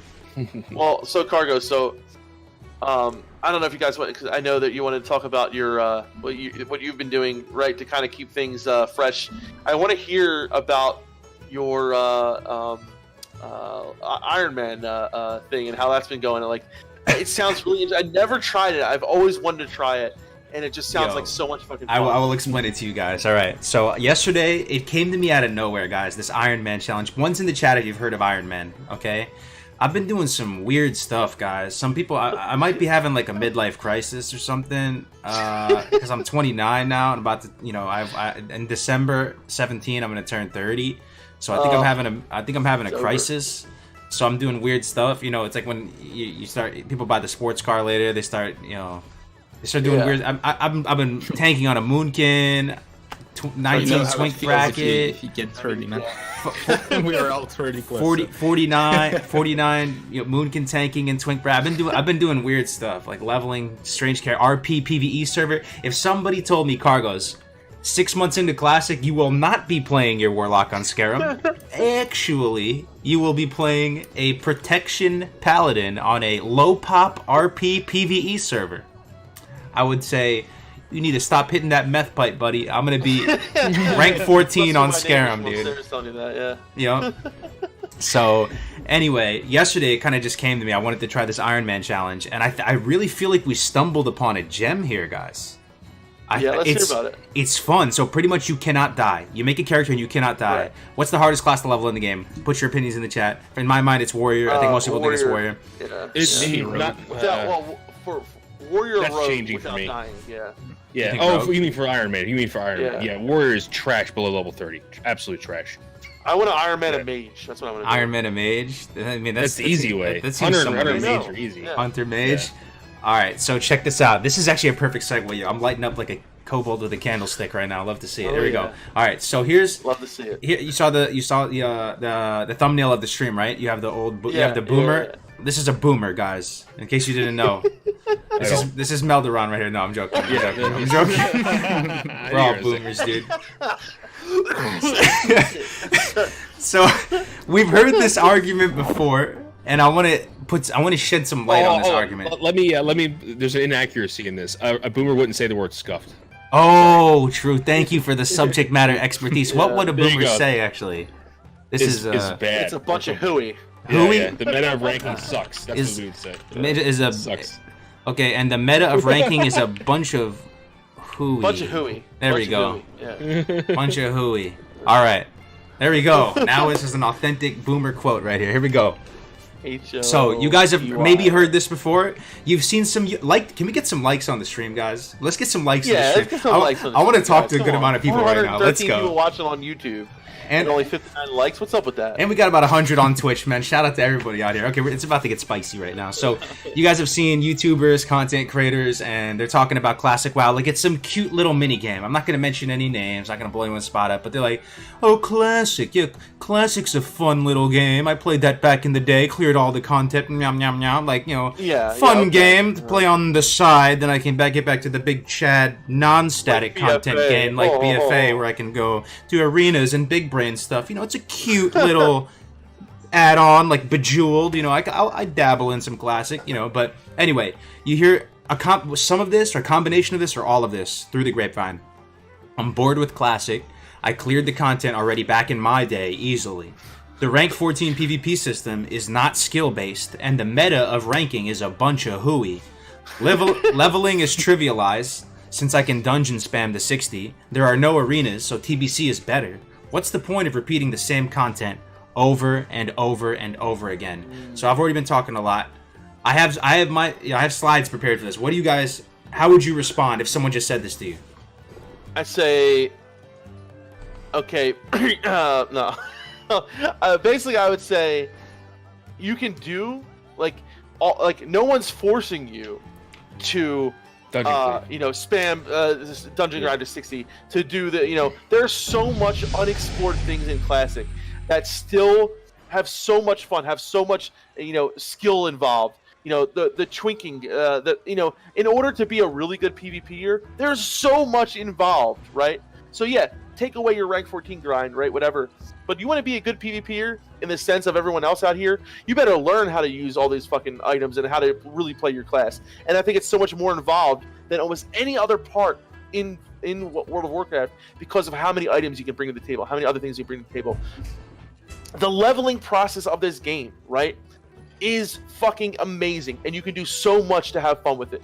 If you're gonna look at the game like this, you're looking at it from a dumb person's point of view because dumbass. Get him, basically, what you're Defcamp. doing Get him. is you're taking the top echelon of what people say you have to be, do this, do that, and fucking turning that into what you think the game is. Classic World of Warcraft is not that. It's about exploring, having a good time with your friends, doing things that you may have never done before, and really exploring the game because it has so much to offer. If you're doing all this, you're taking one fucking maybe 10% of the game and playing with it and doing that. I mean, if you think the game is boring, you're not trying hard enough. Yeah. That's how I feel. I mean, you're not trying hard enough. Kargoz proves it again and again. There's stuff you can do. Exactly. There's so much you can do. If someone says that, I would probably say there's a game called Battle for Azeroth out there. Yeah, you can play that. You can try that, and also maybe Diablo Immortal might be good for you. So, Barbie Princess Island or whatever you want to play. Yeah. Hey man, that probably has a better Metacritic score than Warcraft 3 Reforged. You watch your tongue, man. What would you say to this, Dunedain? At this point, the four of us can make a video game with a higher score than Warcraft 3 Reforged. Probably, though. Yeah, probably. Yeah. Yep. What's your response to this, Melderon? I said that simply. I think that if you are bored with the game, you're not trying hard enough. I think that's what it boils down to. Have you leveled every class? Have you played both factions? Have you done all the quests? Have you done all the raids? Have you done all the dungeons? Have you done all got to rank 14? Have you gotten all the PvP rewards? If that answer is no, then you're not doing it. And I would say, that you're only talking about one dimension. Dude, this is gonna get juicy, man. And there's so much in between all that stuff. Yep. Exactly what you're saying. There's so much, just because like that's not the whole game. Getting to rank, all those things you just mentioned, Melderon. There's so much in between all of that. I just said, did you level all your characters to 60? Like, I said that too. What you're saying though is like people see the game like a level of 60, do this, do that, and rank. Man, Defcamp. In that journey of leveling, you experience all those things you're talking about. Yes, right? Is what I'm saying. You can. I'm not saying just get the guy to 60. I'm saying like in that process, you're going to meet new people. You're going to learn new things about the classes. You're going to experience dungeons in a different way. You're going to, that's why I said it like that. You know what I mean? Okay. Have you ever tried to, sack major cities? Have you done a lot of world PvP? There's just it's endless. I've had a lot of sacks. Yeah. The game. I don't know if that's true, but there's as an aside, the game is endless in a lot of ways. It's not as sandboxy as like every MMO, but it's definitely sandboxy enough to have fun for a long time. Okay, very well said. Dunedain, someone in your guild messages you. They send you a letter in the mail, and they say this in the letter, and they go, "I'm quitting. I'm out. I'm out." How do you respond to them? Yeah. Well, if they want to get out, I guess get out. But I like basically everyone in the guild right now, so I would try to keep him there, and I would try to make him level an elf or whatever. But really, if someone is bored and they don't like it, my usual reaction is, okay, that's too bad, and I'm sorry for you, but if that's how you feel, just go play something else. Yeah. All right. You're welcome if you want to come back. Everyone's always welcome to come back as long as they don't leave themselves. This is why Dunedain gets paid the big bucks, man. He's a very stable, good GM, not gonna, go crazy on anybody, rage at someone. Defcamp and I would roast him. We'd say, okay, but boomer. My issue is sorry, like, not sorry. And I feel like there's a lot of people out there who have watched a lot of the bigger streamers, and they think that's what the game is, what they do. And if I want to play the game, I have to do exactly what they do. And they don't realize that there's so much other parts. Now let's talk about this. I'm really did a lot of damage in that aspect. I'm gonna go line by line. I cleared the content already back in my day easily. Okay, you did. That's fine. So let me address static content first, real quick. I'm gonna hit some hard hitting shit right there. Right, knife hand. The knife hand's coming out. Knife hand. Just because content is static doesn't mean it's bad and that you should not do it. A game of basketball, a game of tennis, game of Dota, game of Counter-Strike, game of whatever game, there's lots of static games. That's how it becomes immortalized. Once the formula is refined and it becomes static and it's replayable and timeless, boom, there you go. That is my first point against doing the static content over and over again. You can approach it differently the next time. You can do splits. We'll be talking about this in a second, right? Next thing, rank 14 PvP system is not skill-based, and the meta of ranking is a bunch of hooey. So, you don't need to get rank 14, right? First of all, and PvP in Classic WoW is very much skill based. It's just not comparable in the same ways that it is in like BFA. You don't have these streamlined templated environments using consumables, using items. There's a lot to unpack there. Leveling is trivialized since I can dungeon spam to 60. There are no arenas in TBC. Let me just go to all these other slides. Sorry. Okay, let me take a deep breath. Okay. Bored with Classic. This is the first aspect I want to approach. Leveling content. And you see I've been leveling alts like crazy, right? So here's all the things that you can do leveling wise, and this is just scratching the surface. The first thing is you can solo level, and you can speed run and try to refine your route and do anything like that, and you can gamify that. You can compete against other people speed running. That's one aspect. You can do unique leveling challenges like Ironman, which I did yesterday, and I'm honestly having a blast, and I can't wait to do it later again today. So you can do weird challenges. You can do group leveling. You guys saw how much fun I was having with Navik on the beta, and duo leveling is so much fun, guys. I'm telling you.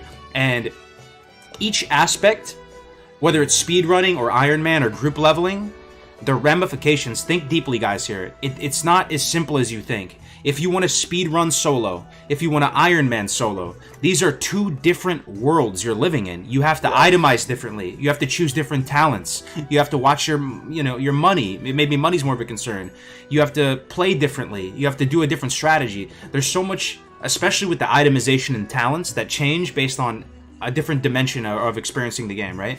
Group leveling, duo, trio, quad leveling, multi-boxing. If you want to try multi-boxing, it's not against TOS, even though it probably should be. Dungeon cleave, it's pretty fun.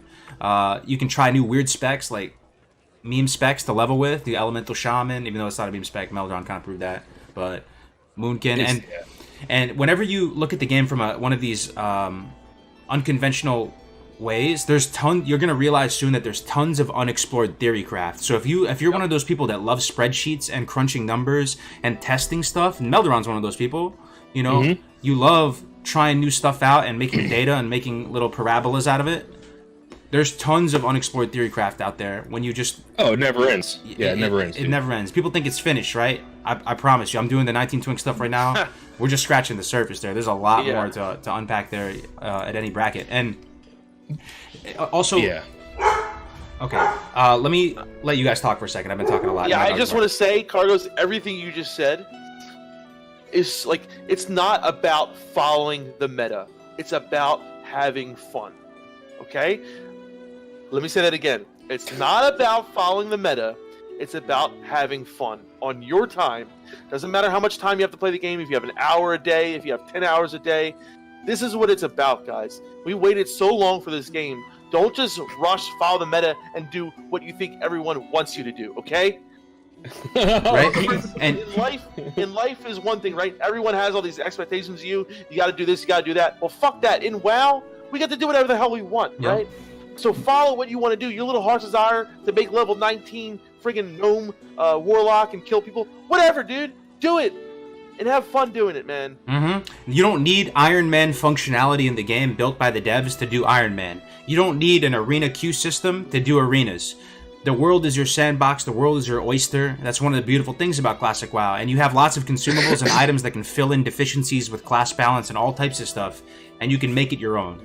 And there's an infinite, limitless world of possibilities out there. And thankfully, we live in the age right now in 2020 where we can create that infrastructure even though it doesn't exist in the game through stuff like streaming, through Discord, through all these types of things, And if you don't think it's going to be fun speed running or whatever by yourself, make it community oriented, stream it, meet some people who also are down to do it, try it out. And if you stream it and try different things, the possibilities are limitless, is my point. And even the smallest tweak in how you approach the game, whether you're speed running, Ironman, twinking at 19, 29, 39, 49, itemization and talents change for every way you play the game.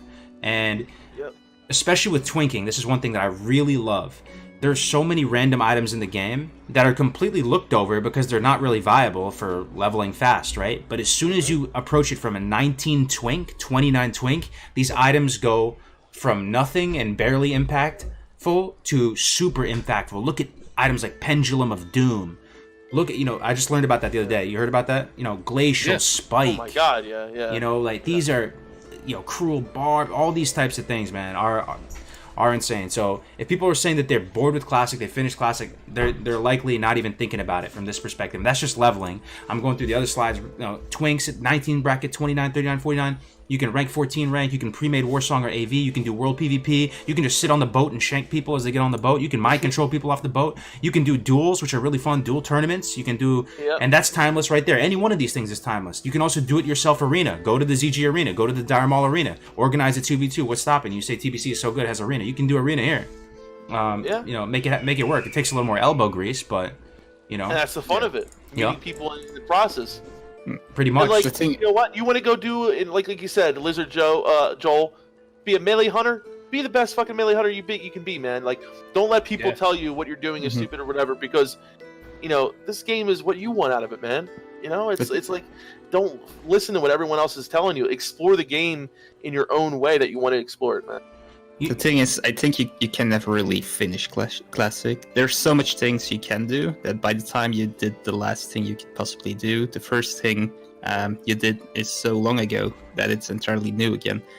That's how I feel, at least. I play a little bit less now this week, but I know I will be back probably next week or the week after, and I know I will keep coming back for the next few years, because there's always something that in my mind seems like new, even though I did it probably 12 years ago, 30 years ago, maybe even on a private server 2 years ago, but there's always new things coming up, so it always keeps. Absolutely. Even if I just watch Lord of the Rings, for example, I want to play an orc sometimes, or want to play a night elf, because I just watched that movie and kept on thinking about how it would be nice to run around in those night elf woods again.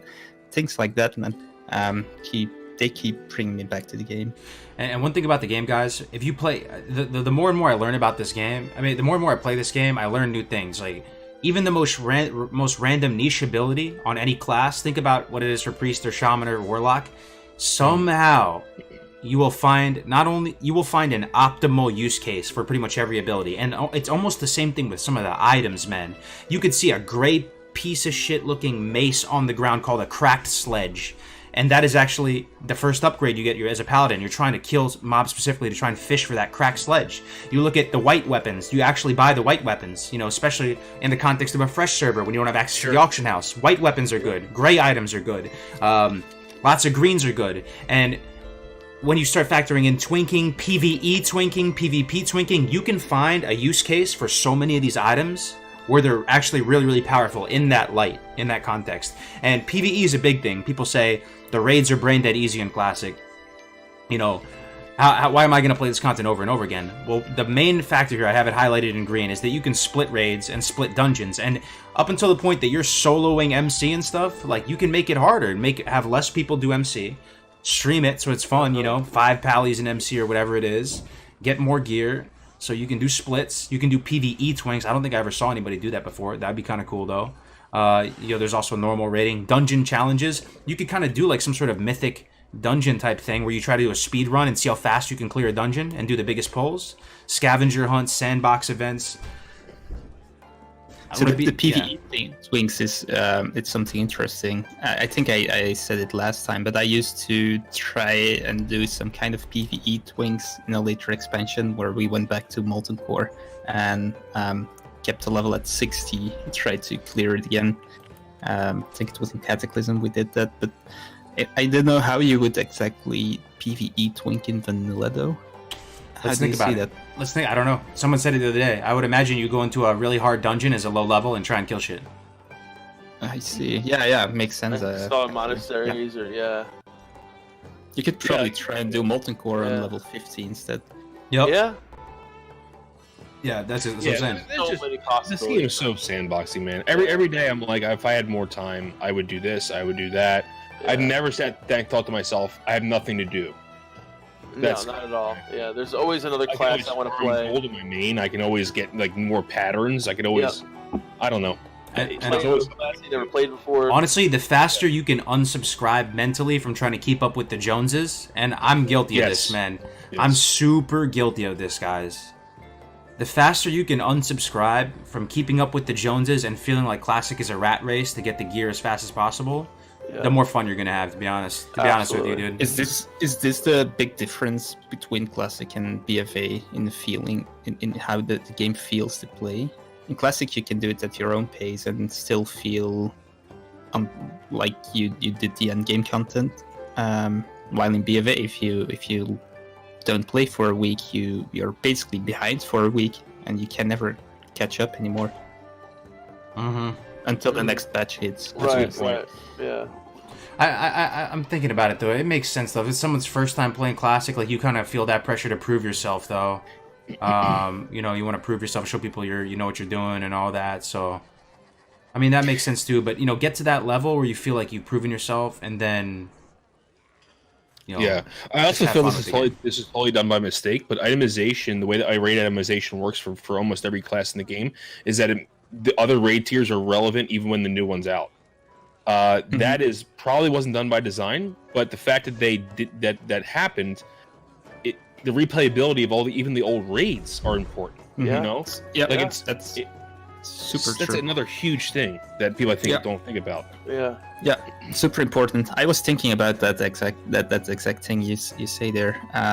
When they made the Burning Crusade, could they have done it differently? They obviously could have, but something I was thinking about is the raid tiers like they are now. Molten Core is still something you want to go through before you enter the next few raids, and that's something we miss in recent expansions.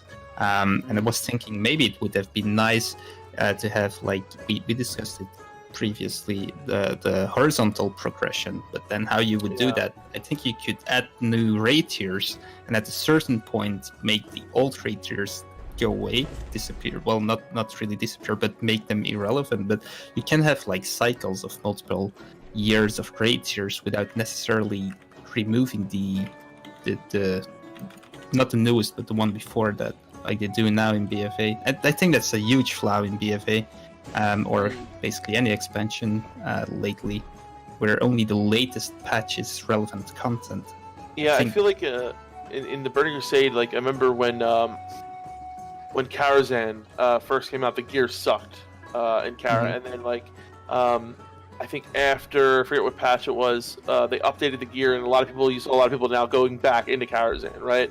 Like stuff like that, where you can even maybe upgrade the gear a little bit in these older raids to make it a little bit, so that not upgrading it like crazy, but maybe put a few off items in there that would help someone during the progression into the next raid or something like that.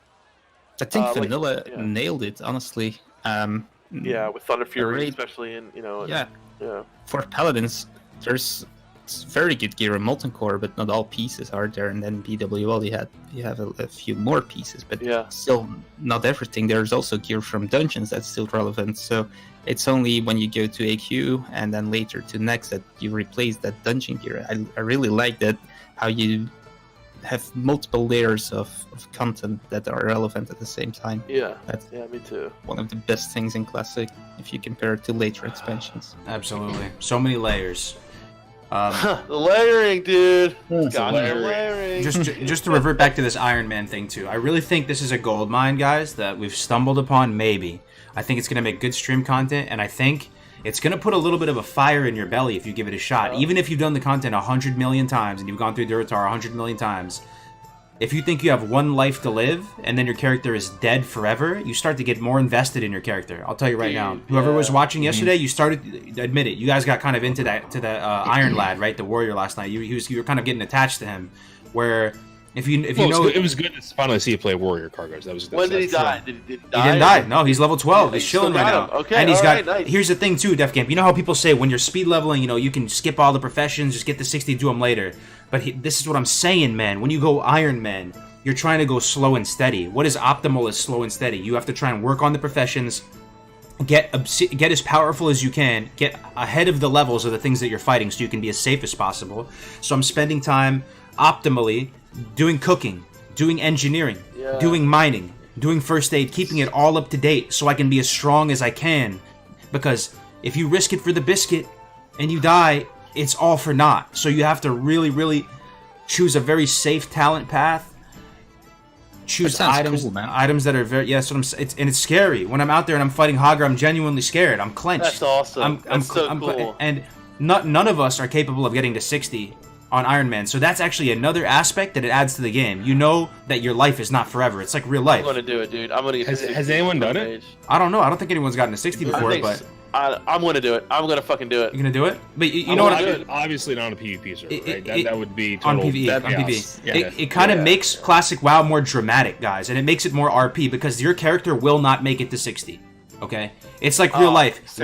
We're not making it to 500 years old. We know we're gonna die at some point, unfortunately. And I know not to be morbid here, but when you make a character and you know he's not gonna get to 60, you know he's probably gonna get to like 20 before he dies.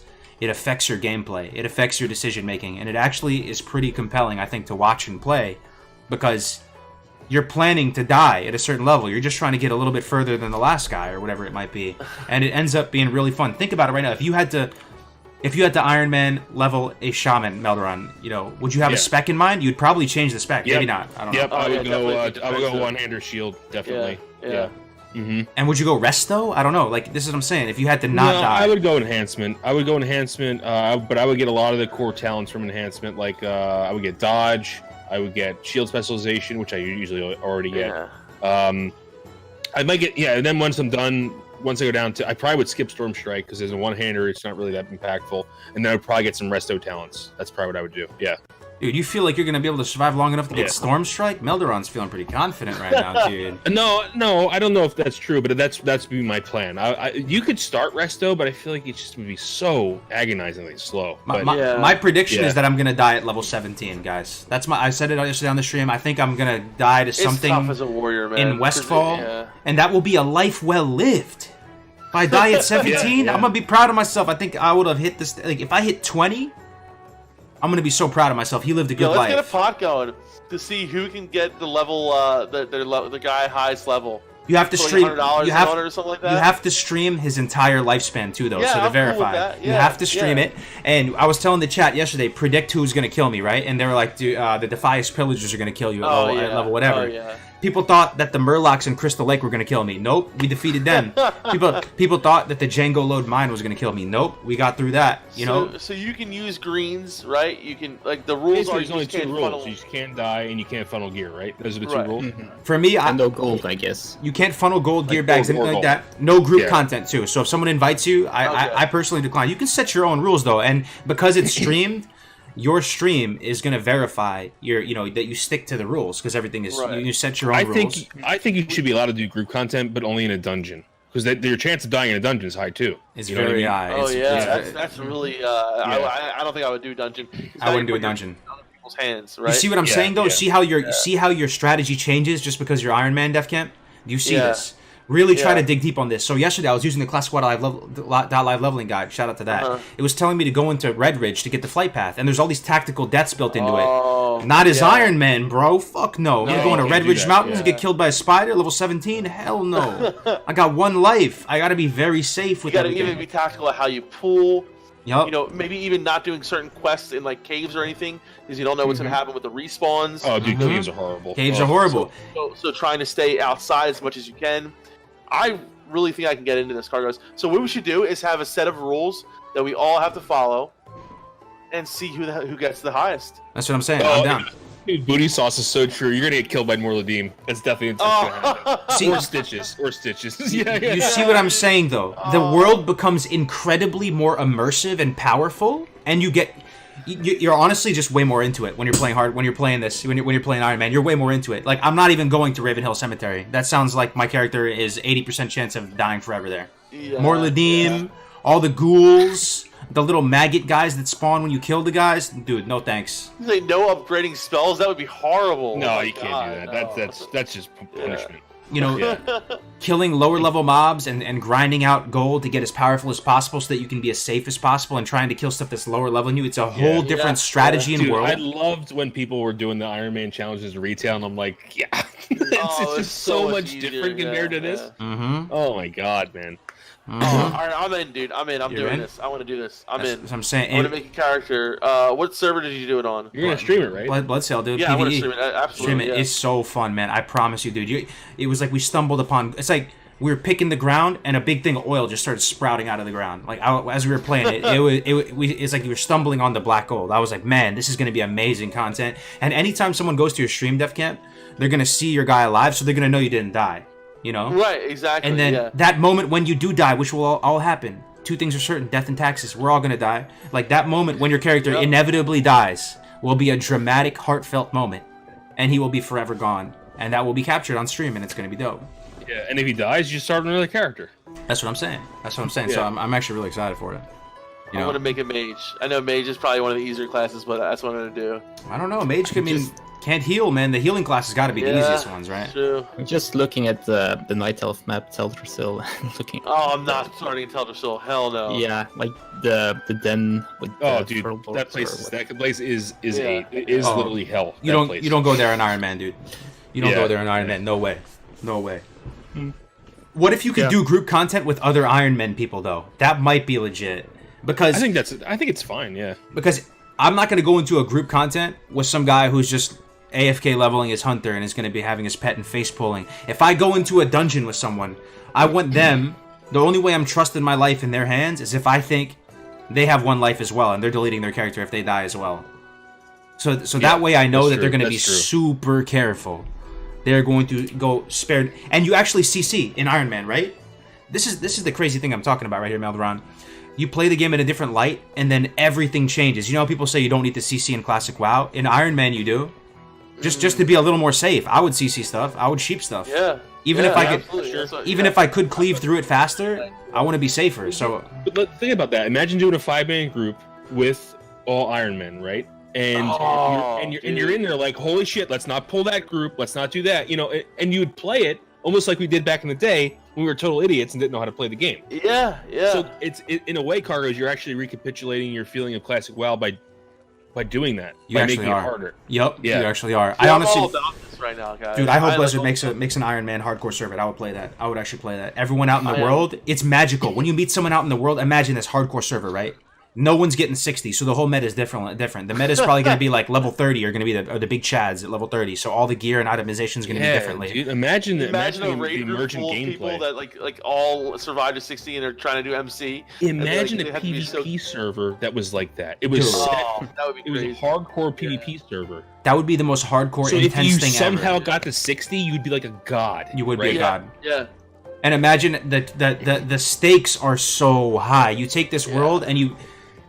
When someone kills you at level 60 on a hardcore server, that would be the saddest moment, man. Like Only that bad character. thing about though, like you can't stream that because people would just come stream snipe you on a PvP server. That's why the stakes are so high. Yeah. It makes PvP really hard. But I mean, like the only thing about PvP server, it doesn't stop you from 60 to just blow you up, right? Yeah. And then it's like, why did I just do that? You know. So I think you almost have to do PvE, but I think it would be insane if the people did. That would be the ultimate Iron Man, though. Imagine the balls it takes, though, to go out and PvP on a PvP Iron Man server. Imagine how big your cojones have to be if you go out proactively searching for people on a PvP server Iron Man. The bigger the streamer you are, the worse it's going to be. I think if they ever instituted that, they would have to do like certain level couldn't attack another level. So a 60 can't attack a 10. Maybe they should do something like, was it in EverQuest where you had like one zone? No, I mean like a PvP zone and basically, yes, with the gear drop. If you went into it, then you could lose gear and stuff like that. So maybe they could. Well, that's far-fetched probably, but maybe they could do some kind of PvE server with PvP zones in them, in which if you die, you basically die forever and lose gear. This shit is like Hunger Games. Like that, Project Ascension, yep. Yo, Defcamp, the World of Warcraft becomes like Hunger Games too. You know? It's like you're on the island and everybody's watching streamers do it because you have to record it or else you could cheat and then you could die. Yeah. So everybody's streaming it, so you can go to anybody's perspective and watch them play, and then you see who's left. Almost like in Hunger Games, people are dying and they see it comes down to the final few. Yeah. I'm telling you, man. Classic WoW's not going anywhere. We got time to do this stuff. It's going to be hype. I'm excited. Iron Man, baby. Yeah, I like it. It's a good idea. I'm all about it, dude. Yeah. Would you be down, though, Melderon? You got to be down? It's just a lot. It's just a lot in the amount of time I have. That's the only thing. Yeah. So if I had more time, I definitely would do it. But here we go. Firecracker just sent me a whole thing about the rules for different Iron Man challenges. This one is no talents allowed. No, I'm not doing that. That's crazy. Yeah, we'll just make our own rules. We'll make our own rules. Yeah. But people say you can only use grays and whites. I think that just makes it more tedious, the combat flow, and less entertaining. And as long as there's anything that you have to get, like, if you get lucky and find a BOE blue, that's awesome. That you know what I mean? I think that's cool. You should be able to wear that. Absolutely. I think it's also boring to the viewers. 100%. As well, because you get a piece of item upgrade, everyone's like, "Oh, you gotta get an upgrade." Exactly. Things like that. My take on it too is why limit yourself when you're already not gonna. Even if I had full twink enchants, even if I did funnel gear into my character and I have the full support of my character, he's still gonna die. Less than 1% chance he gets to 60. There's no it's classic WoW. You die all the time. Like even if you had everything, you had the whole smorgasbord, you would still die. Sometimes it's just a random act of God, like this, like that, like somebody's running, a mob's hitting you, and then somehow you get red. You're like, what the fuck are you doing? Yeah. It's that would suck. I'd be so angry. Oh Yeah. my god. I'm gonna be streaming it today, guys. I hope you guys are excited. I'm gonna be streaming my warrior. Like, I care about this guy now too, man. He's my level 12 guy. Like, he kind of looks like me too. So other thing, Kargoz, I'm gonna get my guy up almost at level 10 for the twinking. Oh yeah. So we gotta set that up and then doing this. So I am so down for Ironman challenge. I will probably start it sometime this week. Dude, I'm really psyched for this. I'm really fucking psyched for this. Do you see what I mean on how everything changes though in that meta with one life? Your whole like outlook on the game changes completely. It's basically a new game. It's basically a new game. Yeah. You know, you're trying to always have potions on you. You're being super safe with the pulls. Dude, I'm ready. Let's do it. We gotta do some collab streams soon, Defcamp. Like, you know. Dude, yeah. I'm feeling a lot more invigorated. So we're back, baby. We're coming back. Defcamp coming back. You love to see it. We're back. You really love to see it. Yep. All right. Do you guys want to start wrapping up? I'm kind of itching to do this Iron Man thing. I mean, yeah. Go do it. I want to watch it. Def and I are taking.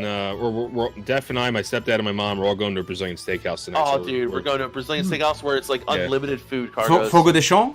Fogo de Chão? It's like Fogo. It's like no, we're not going to Fogo. We're going to a cheaper version of Fogo. Cheaper. Fogo's expensive. That's true. But this one's called Taste of Brazil. Really good though. It's just as good, dude. It's just as good. But the Dunedain sitting here like these fucking Americans. Yeah. You ever had Brazilian? You ever had Brazilian steakhouse? Churrascaria? Dunedain? No. No. This midday I had hamburgers, and I was thinking of Defcamp and Melderon because it was crazy with only hamburgers. But then I thought, well, probably this doesn't really make a lot of sense in America. To me, it felt like the hamburger palace, but I guess it's. Dude, I'm so ready. I'm so hungry, bro. I'm so hungry. Are you a meat eater, Dunedain? You made it clearly, right? You eat hamburgers, right? So. Yeah. A Brazilian steakhouse. You have a card, and it's green and red, and as long as it's on green, they will bring you infinite value loot meat. Dude. Infinite value loot meat, and it's like delicious, seasoned, marbled, delicious, succulent. Picanha. Man. Oh man, the sausages.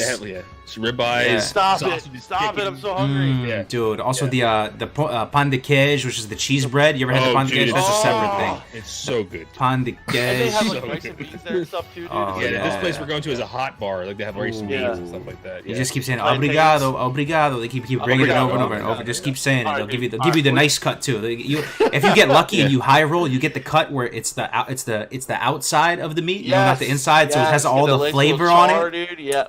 Boy. Oh yeah, that's another story. And then they ask you, it's like, how do you want it? I was like, medium rare, medium rare, medium rare. Dude, I had the best steak. I growing up, my mom overcooked steak all the time, so I actually didn't like steak. You guys gotta listen to this story. It's so funny. And I was like, my whole life I've always had bad steak. Like for whatever my mom's Italian, she cooks all Italian stuff great, right? Like pasta, all this stuff. But when it comes to like cooking on the grill and like steaks and shit like that, no bueno. She just makes it leather shoe. Yeah. So the other week, me and Melderon went out to Texas Roadhouse, and I got a 20-ounce T-bone. Bone-in ribeye. Bone-in ribeye, cooked medium. I bit into this thing, and I literally, like, my mind just blew, dude. I had this religious Come to experience. Jesus. Yeah. I never tasted anything so fucking good.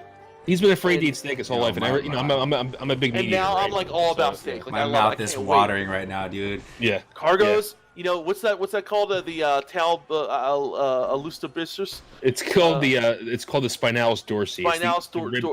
The spinalis dorfin. So this thing is like on the outside of the steak, and it's the most tender piece of meat. Yeah, if you guys can imagine a ribeye. Literally just melted in my mouth, dude. And I didn't know what to say or what to do. I almost just completely creamed everywhere. It was amazing. Yeah.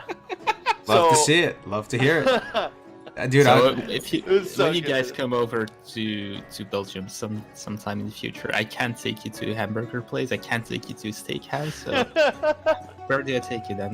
We're gonna go. I want local food. I want local stuff. You know what I mean? Definitely about creaming meat, dude. It's high quality content. That's what's up.